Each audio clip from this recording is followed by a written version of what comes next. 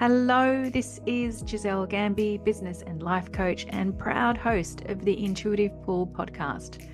We're now pivoting to season 4 with an invitation to raise the stakes. I know I was made to remind people to raise the stakes, to seize, to claim and execute the vision that you've intuitively seen, and to never accept the crumbs. What would it mean if you raised the stakes in your own life? What would you say yes to? And what would you say an undeniable no to? Be inspired, be agitated, be activated, and most of all, hold this truth, that when you raise the stakes, the quantum field will show you dreams you didn't even know you had.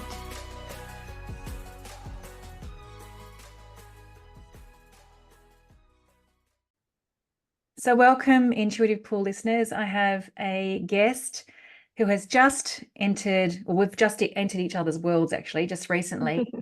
Her name is Donna Wallace, and I am really keen to have this conversation today. I want to give the listeners a little bit of behind the scenes into the podcast. I was telling Donna before we started recording the episode is I get probably every week I get an email from, I think it must be an agent or agents.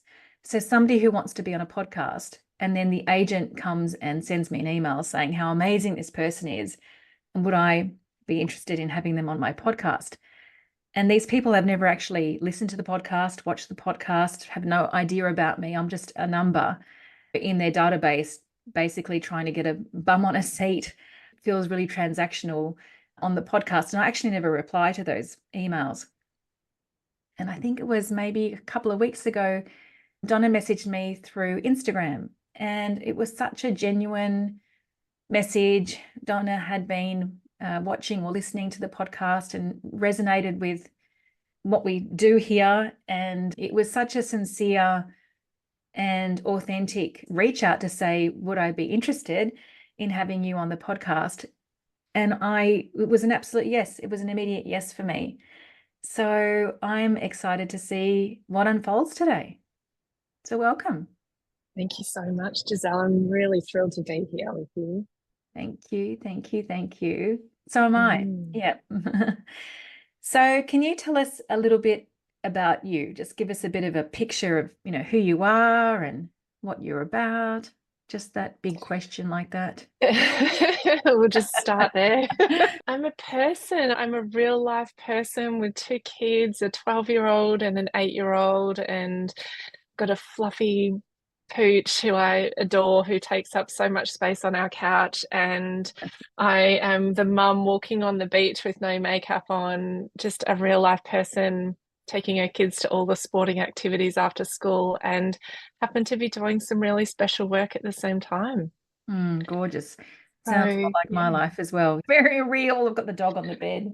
Yes, very real. Like, my son's home from a day of school today because it's a report running day, what have you, and he's sitting on the couch. We just squeezed in a lunch at our beautiful little local before I came onto our call. And I guess really I've been quite intuitive and spiritual for quite some time, although I didn't grow up in a household that was like that. And I've really been following my intuition for about 8.5 years now.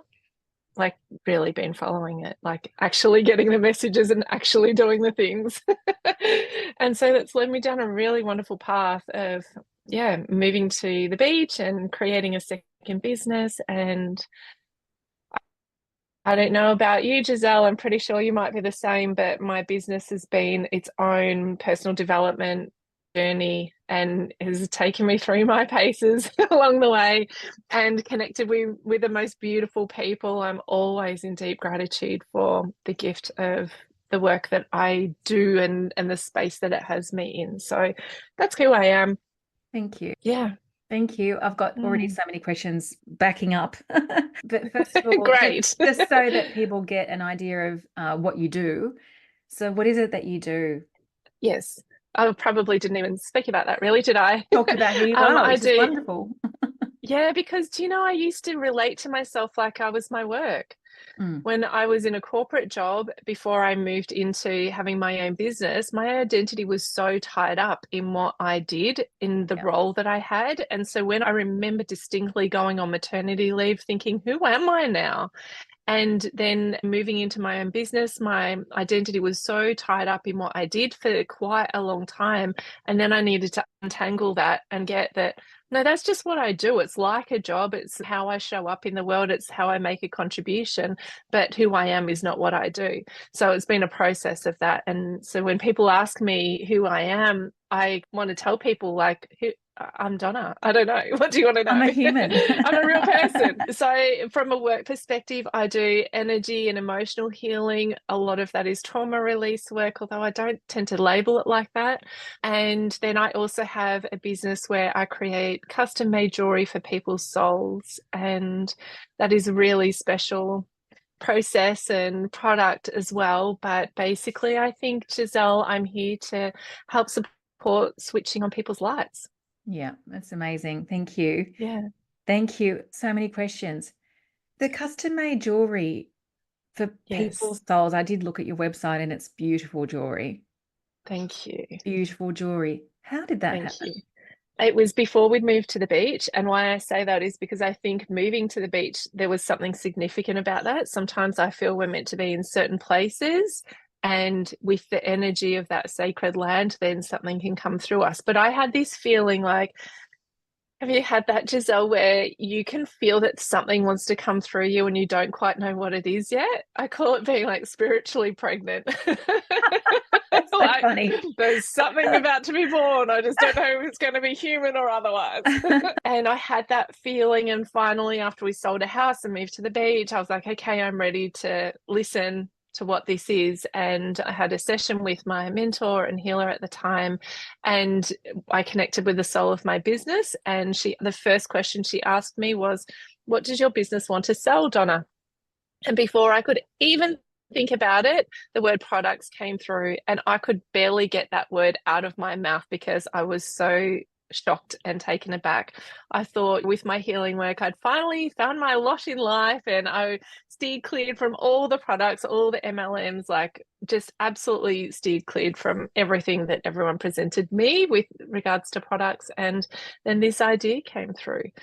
And so as it was like, one vision just dropped in after another, Giselle. One of them was I saw, okay, this is going to sound pretty out there, but we can go there, can't we?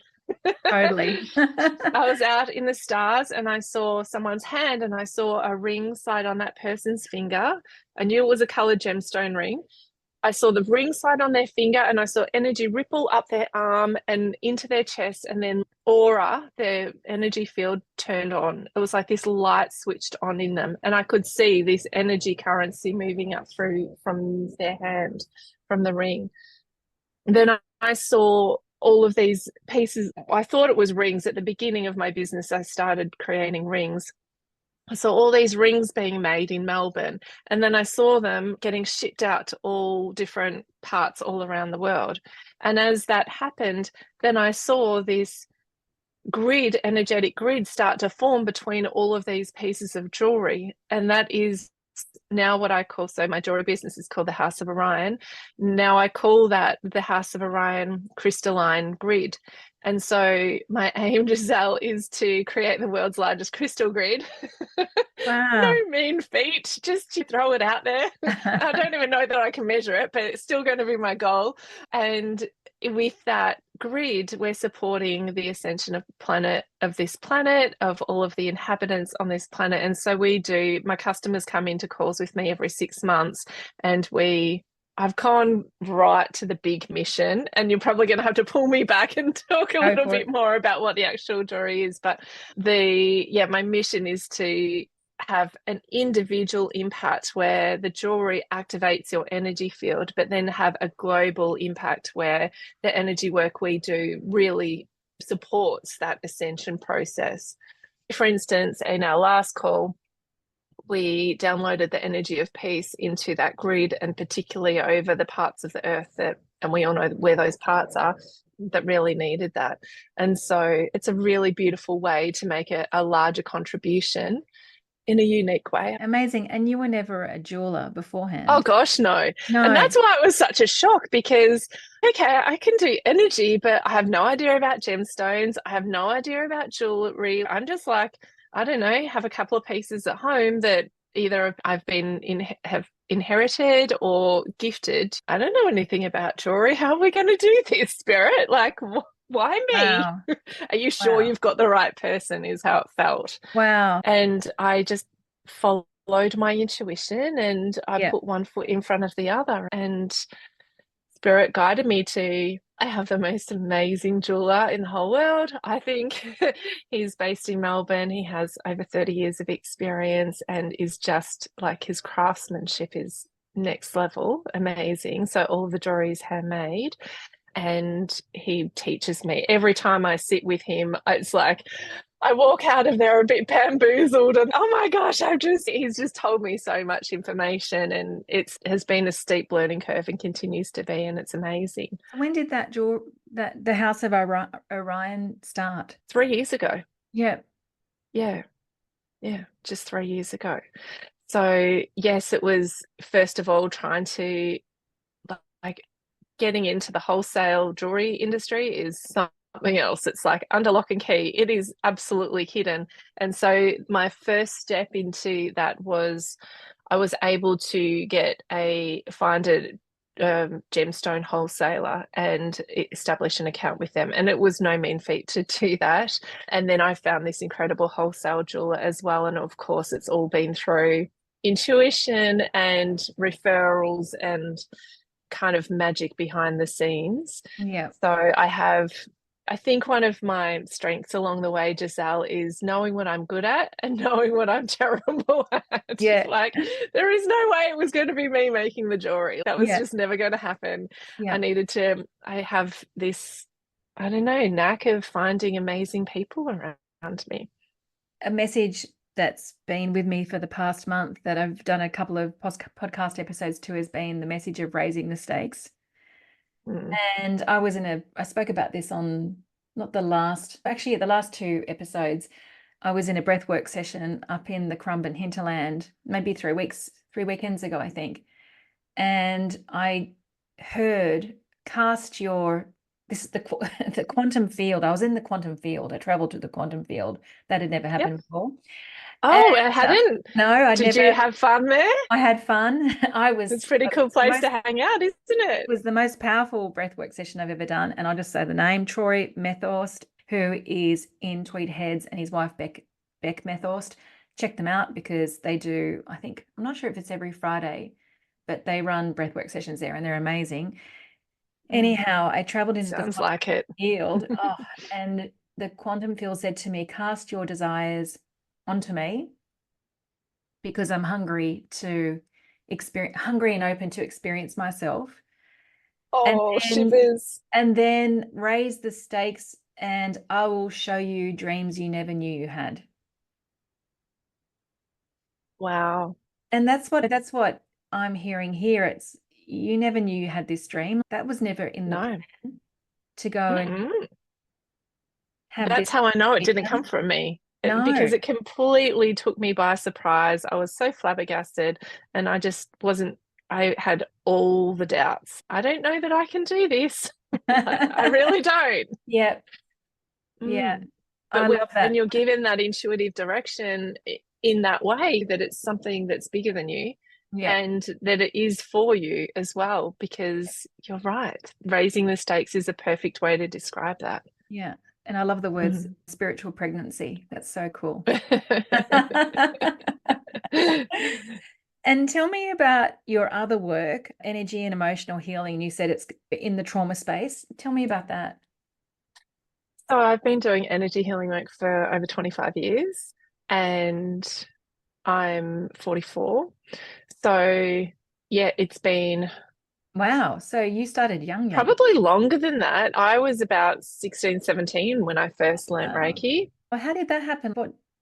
I had a family friend who I was upset at one point in time, breaking up with a boyfriend, 16 years old. And she said, come over here, Donna, and just sit down. I'll put my hands on your shoulders and I'll give you some Reiki.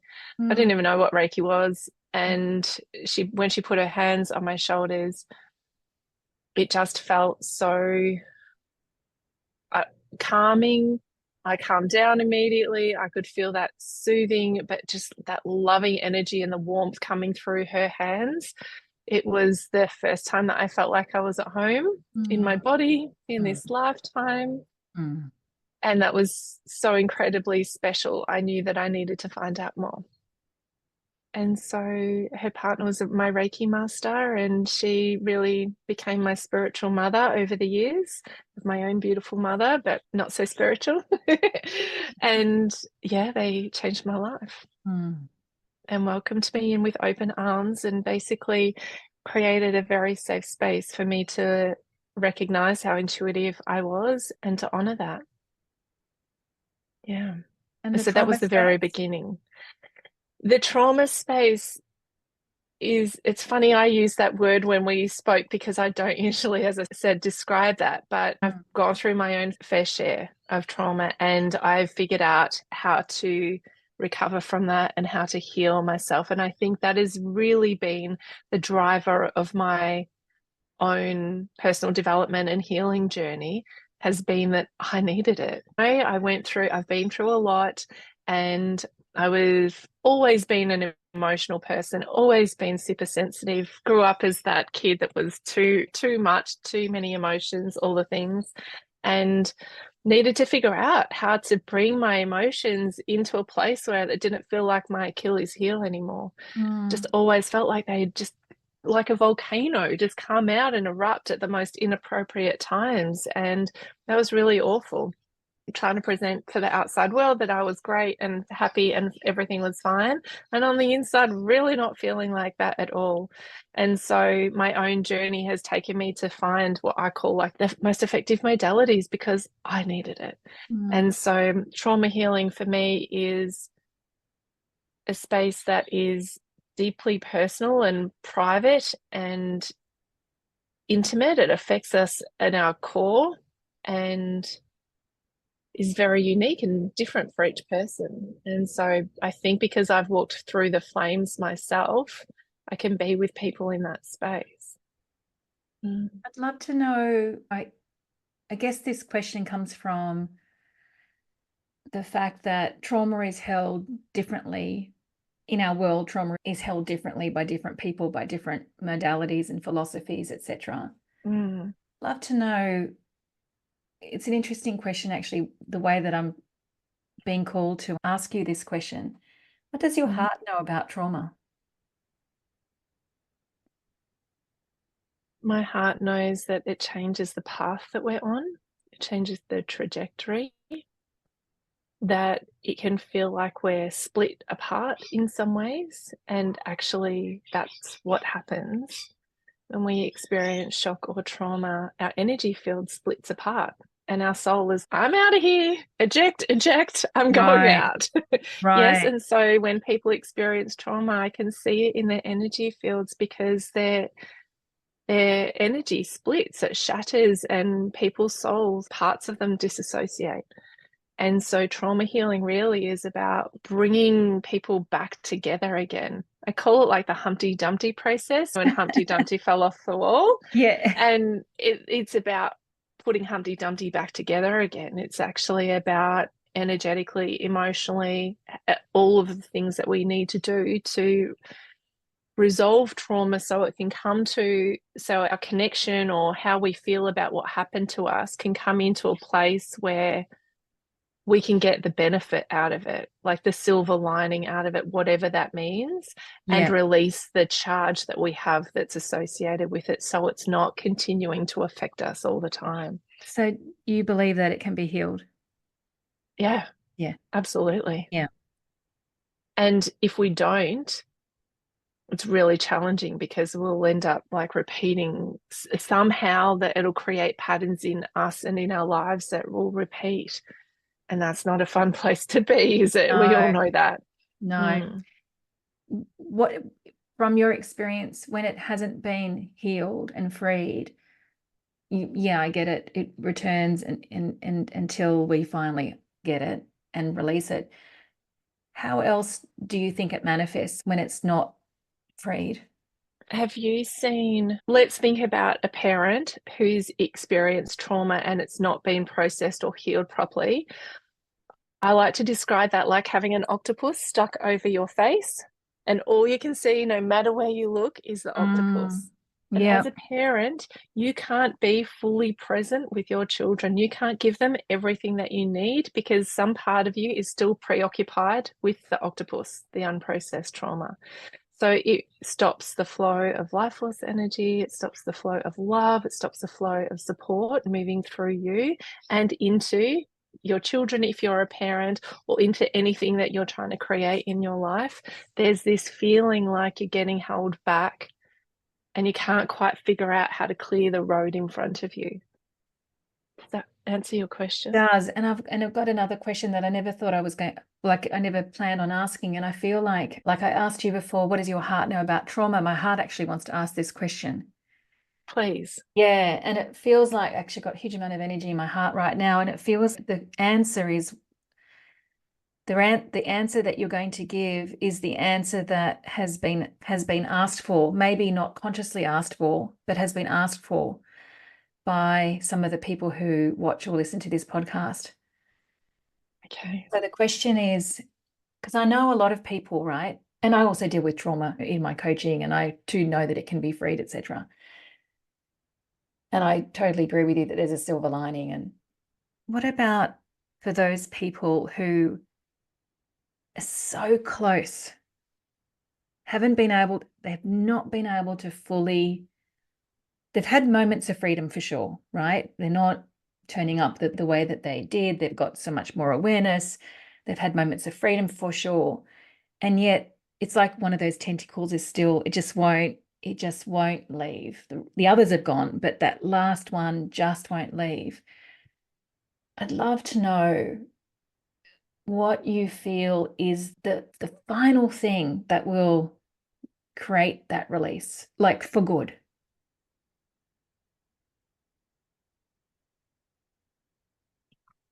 I can only tell you from my own personal experience and from the hundreds of people that I've worked with, is that if there is something that's still sitting there that feels like it might be the last layer of the onion or that last tentacle, the thing in my heart to share is that it's not you. Like, it's Mhm. not because you haven't done enough. It's not because you haven't tried enough. It's not because you're not a good enough student or a good enough XYZ, fill in the gaps. It's actually that the modalities that you've been using have got you so far, but you haven't got that last part. So there has to be something else out there, or there has to be a different way of addressing it that perhaps you haven't tried yet that will actually clear that. And I think when people are in this space, like we've played in for many years, decades, Giselle, that we make it about us. Like, because we haven't been able to shift that very last piece, we internalize it and think like somehow it gets added into the not good enough story. And it is not. It is absolutely not about you as a person or how much you can manifest or how well you can manifest or how much you can embody or all of that. It's just that you haven't found that last, like the right modality or the right way of dealing with that for you to get rid of it. So what would you suggest? And I feel like we're making it up in the moment here. I feel like we are speaking to those people. As I said, so much is happening. This is like this last tentacle. And I love that your response, because I agree with you. I have observed that people will make it, like you said, I haven't done this well enough. I've got this wrong. I'm still too sensitive. I'm still this, I'm still that. Why can't I get to the bottom of it? So I wonder in this moment if the last piece is simply seeing that the reason why the tentacle has latched on is because they've made that mean that there's something wrong with them, that they haven't got it right. I don't know. I I feel that's an easy go-to for us. I think it's an easy go-to to make it about ourselves, and then we get hooked into that story and then we're stuck there. So yes, in some ways it is that. But there might also just be like one other thing that you need to try. And I'm not just like, I found a modality that worked for me that actually got to the core of stuff and that released everything. And that's one of the main modalities that I use with my clients. It's not here to sprout that, but do you know, like Oh, but please share. I think sometimes what is happening is what's hidden in plain sight. And so one of the modalities that I found to be super duper effective is family constellation therapy. Yeah. It's the one thing that actually got to the core of what was going on for me. And I think that was because our self-esteem, how we experience ourselves, is so tied up with our family, whether you like it or not. And some people have tried to travel across the world and live somewhere else and be very far away from their families. But at the end of the day, we're born into a birth family and we have a biological need to belong, because otherwise we won't survive. And couple that with the greatest gift of all that we've ever been given is the gift of life by mum and dad. And so there's this underlying loyalty that we have, again, like it or not, to belong to our birth family. And so you looked like you were familiar with family constellation therapy when I said that. You got a smile on your face. I know about it. I've never studied it in depth, but I know what you're talking about. Yes. Okay. I definitely recognize what you're talking about. Yeah. Yes. And so that plays in the space of the energy field of the family system. Just like you and I have an energy field, we have an aura, so does the field of your family system. And it's called a morphic field. And that morphic field is a biological phenomenon. It's the same as what surrounds birds that fly in a V formation, have a morphic field around them, and it informs them of how to behave, how to fly in that V formation. The energies, the field around our family system is the same. It informs us how to behave, basically what you can do, what you can't do. And so the health of the individuals, of us, is very much determined by the health of the overall family system. So if there's been unprocessed trauma, by sitting in the field of the family system, it acts like a big boulder, like big energy, like blocks for energy to be flowing through. And there's meant to be a lot of love and a lot of life force energy and a lot of support moving through the field of your family system into you. You're meant to feel like you've got the wind beneath your wings and that you've got everything that you need, that you're cared for in the way that you've always yearned to be cared for. You're meant to be feeling loved and supported and strong and calm and all the beautiful things. You're meant to be getting so much from our family systems. And when there is that octopus over our faces, or perhaps over our parents' faces, or is it basically removes or puts a kink in the hose of that flow of love and life force energy. But when we can heal that trauma, whether it's yours or whether it's someone else's, it changes everything. It changes everything about how you feel in your body. It changes what you can do with your life. It's interestingly, Giselle, like I was saying at the beginning, how much you are receiving love or unconditional or conditional love from your parents as a child really informs us about how lovable we are. That affects our self-esteem in a very direct way, because as children, we know children always internalize things. They always make them about themselves. And so when I have, well, myself is a good example, but also lots of my clients come to me and they have really low self-esteem and they're like, I just want to tap into my intuition. I just want to feel really confident in myself again. And when we play in that space of doing that family healing, it starts to increase your self-esteem as a natural, beneficial flow-on effect just by getting the love that you've always yearned for. Does that make sense? Wonderful. Yeah, wonderful way of describing all of that. Thank you. So I'm really holding space actually in this episode, not only for spiritual pregnancies, because I love who knows what might be birthed from this conversation, whether it's a dream that they never knew they had, like you with the House of Orion, or whether it's that final tentacle that gets released simply by being in the energy of this conversation. Maybe there's That something would be amazing. like maybe there's something that clicks over Yep. just by being Yep. in our energy today. I would really love that. Yeah, I think that Me would be too. amazing. Yeah. Me too. What Yeah. do you feel? This is a big question. The shifts in perception that we have that change our lives, those types, those massive shifts in perception. Wow. Yeah. And then it changes the course of our lives. When you look at your life, what do you feel has been the biggest one, or the one that you most appreciate, like the one that you're like, wow, have so much wonderful?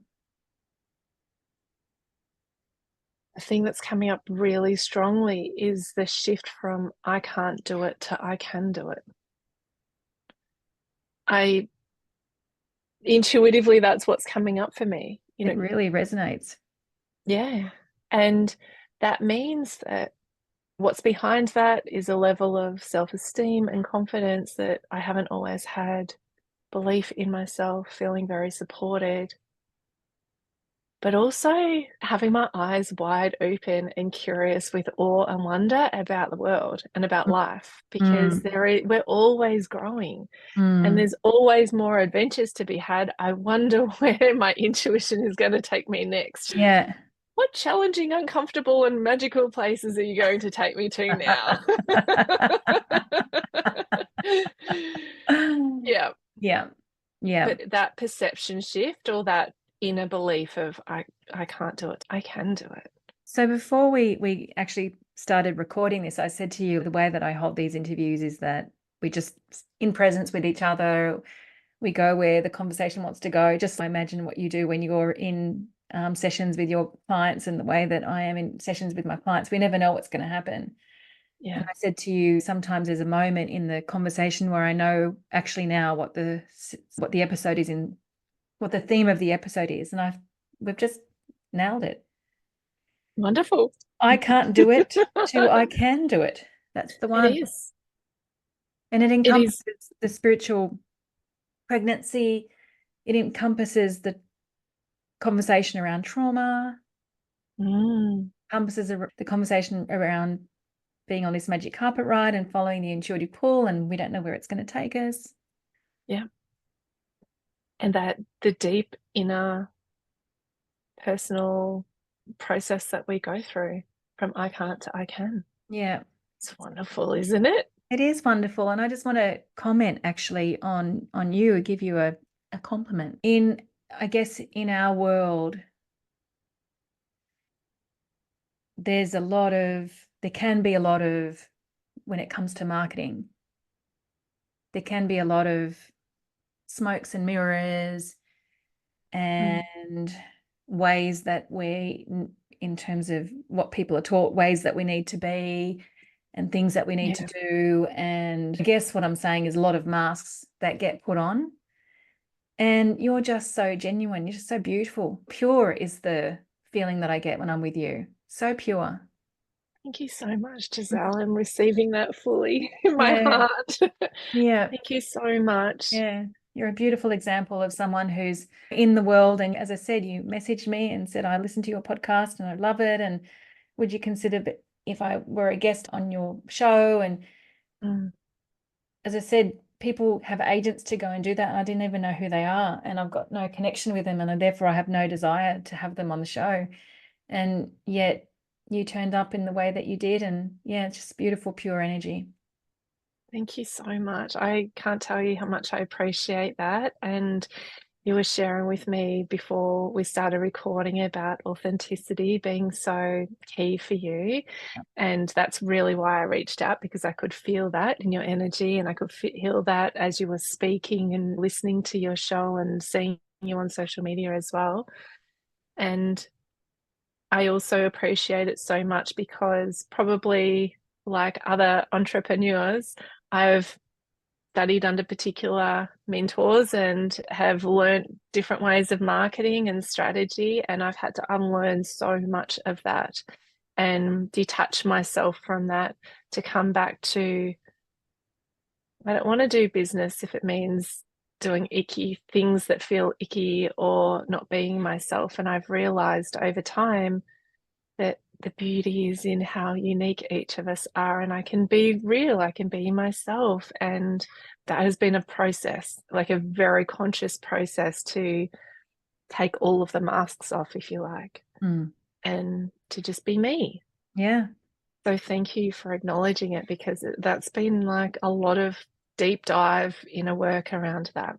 Yeah, I know. I know. I did all the unlearning as well. Yep. Yeah. That old chestnut. Yep. Yeah. Wanting to give up my business, I don't know how many times, because I don't want to be in the industry anymore, and all of those things too. It's not for the faint-hearted. So I have a running joke with some of my really close clients and friends who are friends. I have a running joke that when we have those, or I have those moments of, oh my God, it's so hard, I say, I want to become a real estate agent. And so that's when they have their moments, they're like, oh, I want to become a real estate agent. Yep. We've all been there. Maybe in another life. Definitely not for the faint-hearted. That's for sure. That's for sure. Yay, go us. Go us. Go us, following our hearts and our intuition. Oh my goodness. So it's been wonderful to be with you. Thank you for being here with us and sharing you and all the... Thank you so much for having me, Giselle. It's been an honor to sit with you in this space, in this conversation, in this true heartfelt connection. Yay. Yeah, it has been. I agree. So I'm going to put all your details in the show notes. Okay. Of how people can get in contact with you for either your healing work or for the House of Orion. I know that you've kindly shared a link to a meditation. I'll have all of that in the show notes. Is there anything that you would like to say as we complete? Anything that you feel like we've missed? The one thing that I want to say to the people listening is do whatever it takes to get from the I can't to the I can. Like, just pull out all the stops and do whatever it takes to get yourself there, because your life will change infinitely for the better. Yeah. And back yourself, because you absolutely can do that. Yeah. Thank you. Wonderful way to end. Thank you very much. Thank you.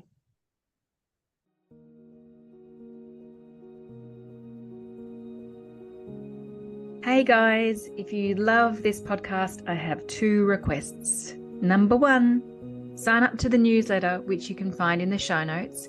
Sharing is one of my superpowers, and there is only so much that I can share through the medium of podcasting. And I have very big plans this year to be radically generous to you. So sign up to that newsletter where you'll be able to receive a whole lot more that I trust will be super valuable to you. And number 2, I'm a massive referrer of the people I love to the people I love. Please share this episode or podcast with the people you love, and let's create some more breathtaking ripples of impact.